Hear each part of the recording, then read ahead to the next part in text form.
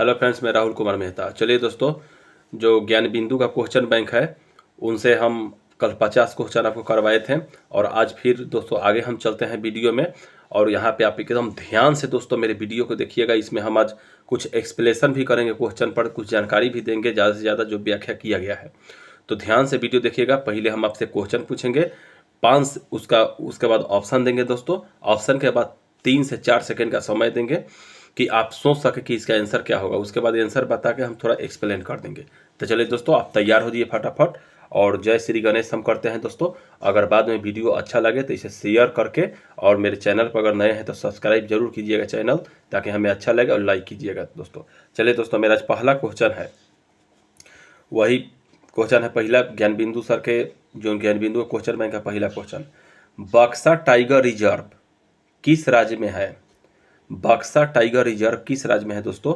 और आपका ऑप्शन है राजस्थान, उत्तर प्रदेश, मध्य प्रदेश, पश्चिम बंगाल।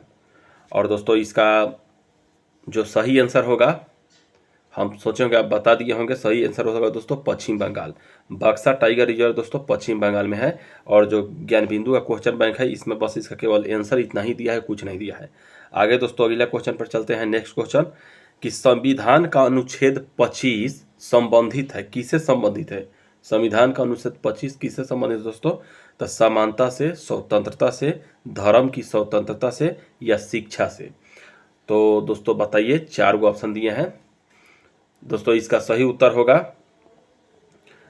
दोस्तों धर्म की स्वतंत्रता से।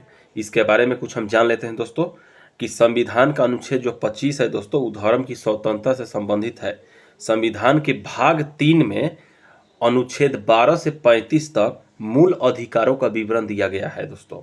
मूल अधिकार कहाँ से लिया गया है दोस्तों? तो अमेरिका का जो संविधान है वहाँ से लिया गया है। संविधान के भाग 3 में दोस्तों, संविधान के जो भाग 3 है उसको भारत का मैग्ना कार्टा की संज्ञा दी गई है। भारत के भाग 3 को मैग्ना कार्टा की संज्ञा दी गई है दोस्तों, इसको याद रखिएगा। आगे चलिए दोस्तों, हम चलते हैं। नामीब मरुस्थल स्थित है। नामीब दोस्तों क्वेश्चन है, नामीब मरुस्थल स्थित है कहाँ है? तो अफ्रीका में है, ऑस्ट्रेलिया में है, उत्तरी अमेरिका में है, या यूरोप में है दोस्तों। इसका सही आंसर दोस्तों होगा नामीब मरुस्थल दोस्तों जो है वो आपका अफ्रीका में स्थित है। ठीक, और इसके बारे में इससे ज़्यादा कुछ नहीं दिया है। तो हम आगे चलते हैं दोस्तों। अगला नेक्स्ट क्वेश्चन है, पुस्तक हिंद स्वराज किसके द्वारा लिखी गई है? हिंद स्वराज दोस्तों किसके द्वारा लिखी गई है? महात्मा गांधी, तिलक, सरोजनी नायडू, राजेंद्र प्रसाद। इसका सही उत्तर दोस्तों आप लोग बताइए क्या होगा? और इसका सही उत्तर दोस्तों होगा कि ये जो पुस्तक है ये दोस्तों लिखा गया है महात्मा गांधी के द्वारा। इसके बारे में थोड़ा सा हम आपको बता देते हैं कि पुस्तक हिंद स्वराज महात्मा गांधी द्वारा लिखा गया है। 1909 ईस्वी में महात्मा गांधी ने हिंद स्वराज की रचना की थी दोस्तों, 1909 में। यह मूल रूप से गुजराती भाषा में लिखी गई थी दोस्तों। अब सबसे पहले दोस्तों ये समझिएगा कि हिंद स्वराज एक पुस्तक है, ठीक, जिसे महात्मा गांधी ने 1909 में इसकी रचना की थी। और ये किस भाषा में है? तो गुजराती भाषा में। ऐसे भी याद रखिएगा, महात्मा गांधी गुजरात के ही थे, तो हिंद स्वराज की रचना उन्होंने गुजराती में ही किया था। चलिए दोस्तों आगे चलते हैं। अगर नेक्स्ट क्वेश्चन दोस्तों, वर्तमान में केंद्रीय सतर्कता आयुक्त कौन है? तो ये दोस्तों उस समय जो 2275 या 2023-22 में एग्जाम हुआ था उसका है। तो हमें वर्तमान में कौन क्या है अभी के तो होगा नहीं, उस समय का, तो इसको छोड़ते हैं। आगे चलिए दोस्तों, संसद के दोनों सदनों की संयुक्त बैठक के लिए गणपूर्ति चाहिए। माने संसद के दोनों सदनों की संयुक्त बैठक के लिए गणपूर्ति चाहिए। तो कहने का मतलब है दोस्तों कि इसका हम डायरेक्ट आपको उत्तर बताएंगे। ऐसे क्वेश्चन का उत्तर डायरेक्ट सुनिए। इसका दोस्तों उत्तर होगा, संसद के दोनों सदनों की संयुक्त बैठक के लिए गणपूर्ति दोनों सदनों की कुल सदस्य संख्या का 1/10वां भाग होना चाहिए। ठीक, 1/10 भाग होना चाहिए। कोरम या गणपूर्ति सदस्यों की न्यूनतम संख्या है जिनकी उपस्थिति से सदन का कार्य संपादित होता है। यह प्रत्येक सदन में पीठासीन अधिकारी समेत कुल सदस्यों का 10वां हिस्सा होता है, याद रखिएगा।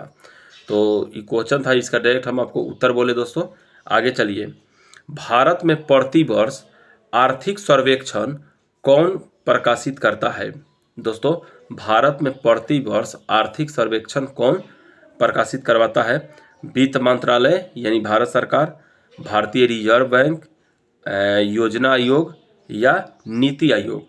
तो दोस्तों इसका सही उत्तर बताइए आप लोग। इसका सही उत्तर होगा दोस्तों, सुनिए क्या होगा, वित्त मंत्रालय यानी भारत सरकार साक्षात करवाती है। अब इसके बारे में कुछ जान लेते हैं दोस्तों। तो सुनिए, भारत में प्रति वर्ष आर्थिक सर्वेक्षण वित्त मंत्रालय यानी भारत सरकार प्रकाशित करती है। ठीक, इसमें अर्थव्यवस्था के मुख्य घटकों जैसे महंगाई दर, बुनियादी ढांचे, कृषि और विदेशी मुद्रा भंडार जैसे प्रमुख क्षेत्रों में रुझानों का विस्तृत वर्णन किया जाता है। इसके साथ ही आर्थिक सर्वेक्षण में देश के सामने मौजूद आर्थिक चुनौतियों के बारे में बताया जाता है। तो ये तब हुआ दोस्तों। अब आगे दोस्तों हम चलते हैं नेक्स्ट क्वेश्चन पर। संसाधन जो वर्षों के उपभोग से समाप्त हो जाते हैं उन्हें क्या कहते हैं दोस्तों?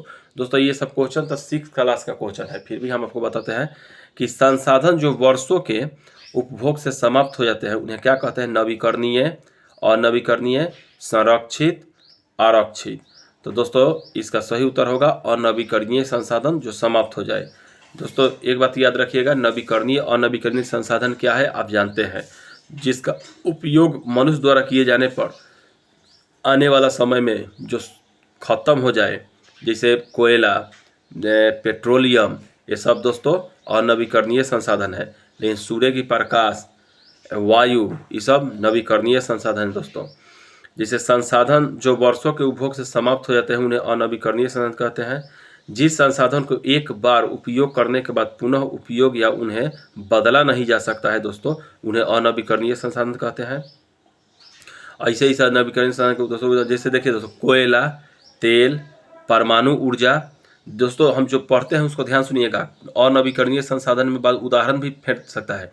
जैसे देखिए अनवीकरणीय संसाधन कौन है, तक कोयला, तेल, परमाणु ऊर्जा, याद रखिएगा परमाणु ऊर्जा, पेट्रोलियम आदि अनवीकरणीय संसाधन है। नवीकरणीय ऊर्जा संसाधन में सौर ऊर्जा, पवन ऊर्जा, ज्वारीय ऊर्जा, भूतापीय ऊर्जा आदि को शामिल किया गया है। तो ये इम्पोर्टेंट है क्योंकि बाद में चल करके दोस्तों यहाँ पे लगा देगा परमाणु ऊर्जा नवीकरणीय संसाधन है या अनवीकरणीय, तो आपका दिमाग हैंग लगेगा करने, इसलिए इसको जरूर आप लोग ध्यान से सुनिएगा।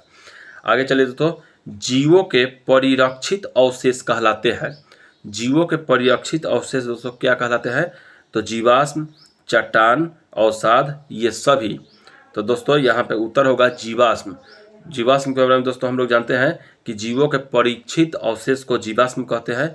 सामान्य जीव की मृत्यु के बाद उनके शरीर का अपघटन हो जाता है दोस्तों, तथा वह समाप्त हो जाता है, परंतु कभी कभी जीव अथवा उनके कुछ भाग ऐसे वातावरण में चले जाते हैं जिसके कारण इनका अपघटन पूरी तरह से नहीं हो पाता है। उदाहरण के लिए यदि कोई मृत कीट गर्म मिट्टी में सूख कर कठोर हो गया है, उसमें कीट के शरीर की छाप सुरक्षित रह गया है, जीव के इस प्रकार के परीक्षित अवशेष ही जीवाश्म कहलाते हैं दोस्तों कुछ जीव जीते हैं और जब मरने के बाद उनका अवशेष ही समाप्त हो जाता है अपघटन के द्वारा, लेकिन कुछ जीव के अवशेष दोस्तों जो गर्म मिट्टी, सूखे मिट्टी में चले जाते हैं, वो बहुत काल तक बचे ही रह जाते हैं, उन्हें ही अवशेष कहते हैं। इसे दोस्तों पूछा गया था दरोगा में।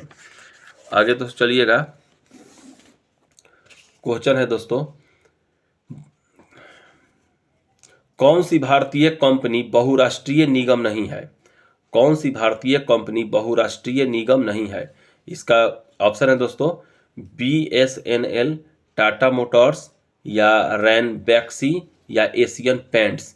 तो सही उत्तर होगा दोस्तों इसका क्या कि BSNL दोस्तों, BSNL बहुराष्ट्रीय निगम नहीं है दोस्तों, इसको याद रखिएगा। अब बहुराष्ट्रीय निगम वे कंपनियां हैं दोस्तों जो अपने देश के साथ अन्य देशों में भी कार्य करते हैं और अपनी शाखाओं और सहायक कंपनी आदि के नेटवर्क के माध्यम से अपना व्यवसाय संचालित करते हैं। यानी बहुराष्ट्रीय होने के लिए दूसरे देश में भी दोस्तों आपको अपना काम माने व्यापार बिजनेस फैलाना पड़ेगा। ठीक, इसको याद रखिएगा। भारतीय कंपनी बहुराष्ट्रीय निगम नहीं है। जैसे टाटा मोटर्स, रेनबैक्सी एवं एशियन पेंट्स, ये सभी भारतीय कंपनी बहुराष्ट्रीय निगम है। तो इसके अलावा जैसे टाटा मोटर्स बहुराष्ट्रीय है, इसके बाद दोस्तों एशियन पेंट्स, रेनबैक्सी, ये सब बहुराष्ट्रीय कंपनी है। तो इतना ही आज हम रहन देते हैं कुछ कारणवश। आप लोगों को वीडियो कैसा लगा जरूर कमेंट कीजिएगा। अगर आगे भी चाहते हैं वीडियो बनाएं तो कमेंट में जरूर लिखिएगा, और इसका जो भी उत्तर होगा कमेंट में लिखिएगा आप लोग।